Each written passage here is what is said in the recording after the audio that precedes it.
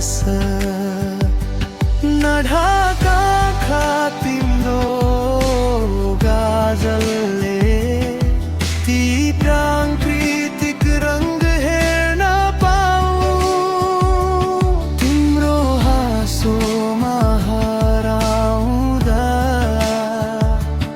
आफ्नै संसार भेट्न पाऊँ छैनन् शब्द मनको गहिराईमा पन गर्न तिमीले नजरमै सबै बुझिदियो जीवनका